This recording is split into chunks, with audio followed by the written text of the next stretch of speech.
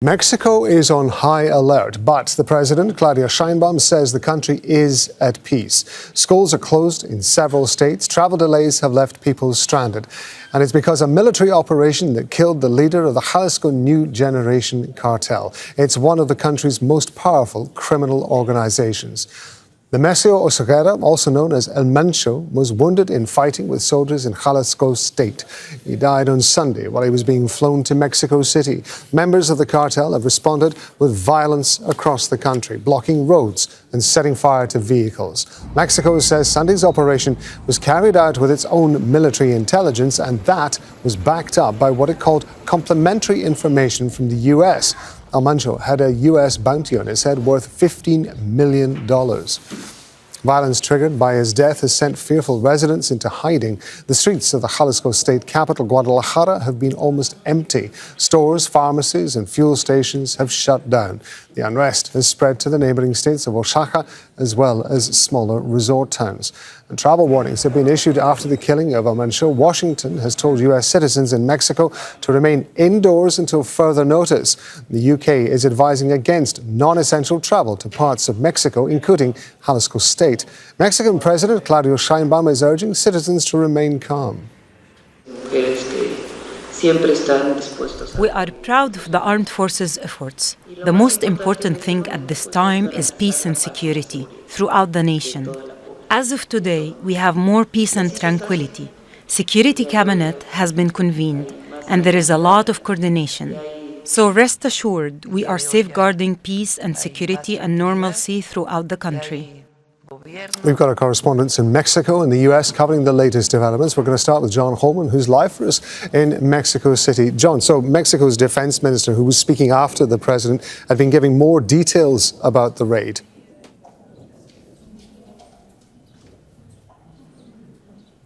Yes, he was, and it was quite some information that he gave. First of all, he said how they'd actually been able to find Nemesio Oseguera, El Mencho. He said that they'd actually located through their military intelligence a man that transported one of his sentimental partners, his romantic partners of El Mencho, to this group of cabins that are in this picturesque holiday town in Jalisco called Tlalpan. And that there, once they found out that he was taking her, the man then said that he dropped her off and that El Mencho was there and he was meeting with her.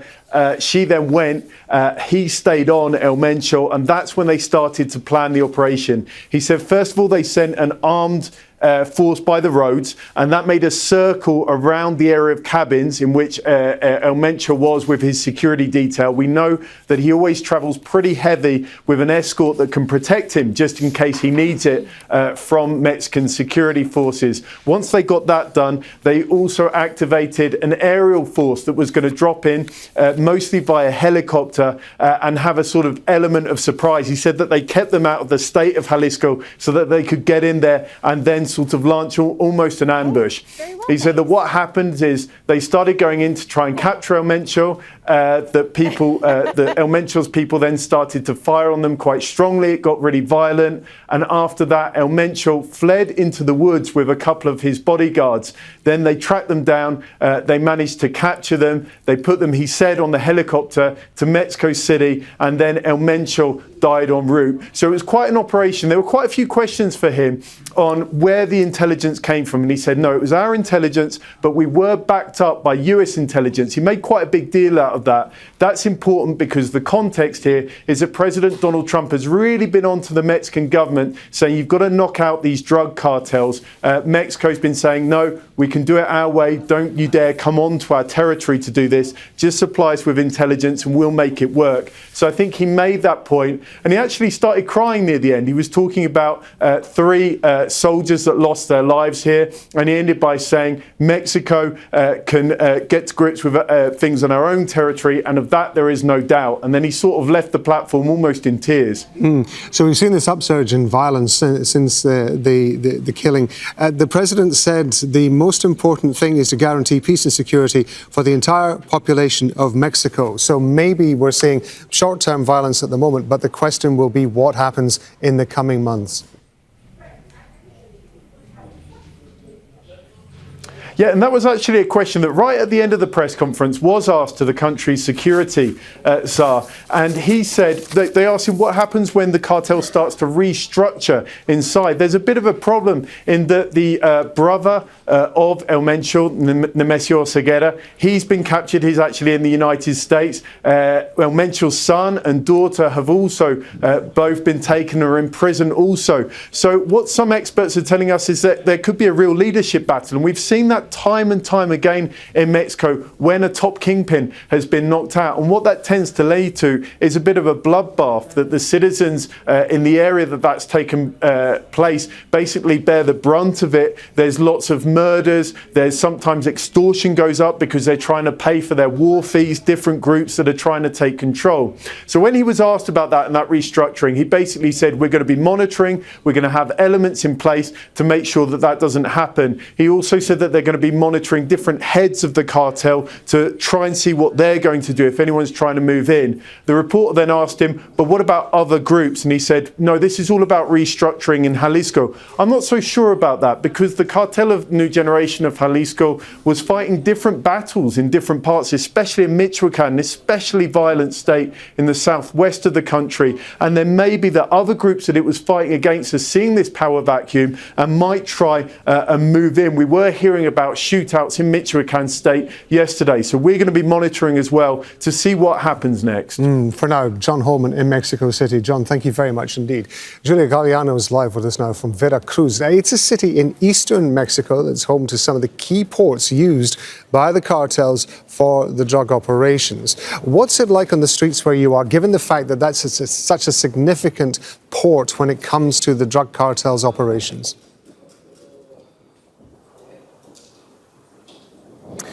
Well, the reality is that after yesterday's killing of the head of the Jalisco New Generation cartel leader, Veracruz has not been one of the worst affected states.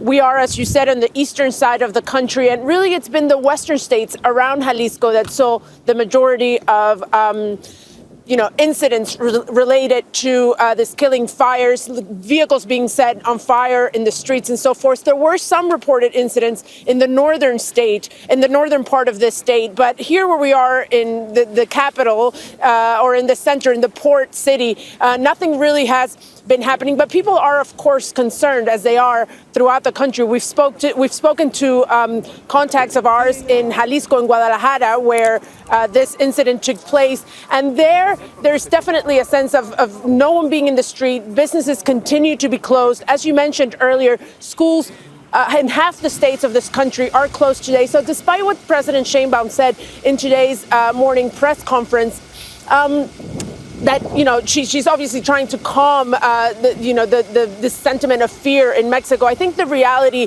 of what we're seeing in the streets, especially in the states most affected by yesterday's operations, is fear and hesitation in terms of people's ability to move around freely. Even though a lot of these blockades have already been cleared, people are still hesitant, I think, to go out and live life normally after what they saw happen yesterday. Julia, thank you very much indeed. Julia Galiano there talking to us from Veracruz. Speaking alongside President Sheinbaum, Mexico's defense minister said intelligence sharing with the U.S. was key to the military operation. With the forces put together by the Cabinet, the Security Cabinet and the aid of the United States, the Secretary of Defense had put things together and waited until conditions were in place to be able to plan an operation for his capture. As you are well aware, the process of intelligence sharing and gathering is extremely complicated and requires a lot of time. We have to gather a lot of information data from different sources, both national and international. Kimberly Halkett live for us in Washington, D.C. It's interesting, isn't it, that as John Holman was just describing, on the one hand, the U.S. has been pushing, particularly the Trump administration, pushing for Mexico to do more about the drug cartels. At the same time, Mexico saying, no, we can deal with this ourselves. Nevertheless, your intelligence played a key role in this. Yeah, that international intelligence was U.S. intelligence for the most part. In fact, one U.S. Intelligence official telling me that it wasn't just El Mencho that the United States has intelligence on. In fact, all of the major drug cartel leaders, the United States not only knows the whereabouts, but also their movements. And it has taken the willingness of the Mexican government leaders to allow for that intelligence sharing to advance to what we saw evidenced over the weekend, which is really the coordination of the two governments in order to make sure that this raid was carried out and that it led to the death of El Mencho. Now, what we should also point out, though, is that the United States, and specifically Donald Trump, has offered for the U.S. military to conduct these operations. That has been rejected by Claudia Sheinbaum, the Mexican president, not once, but on multiple occasions, most recently earlier this year. Having said that, we should point out that the United States continues to make that offer and is continuing to provide the intelligence. The U.S. president encouraging the Mexican government to do more to stop not only the operations that are occurring that are affecting Mexican as well as U.S. citizens who are vacationing in Mexico,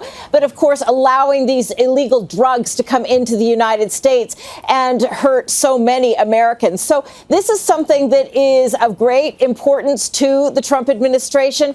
And having said that, given the violence that is now occurring in Mexico as a result of this cartel operation to lead to the death of El Mencho, the United States State Department, as well as other governments, including Canada, have told their citizens to shelter in place until that violence subsides. It's Kimberly Halkett in Washington, D.C. Thank you very much.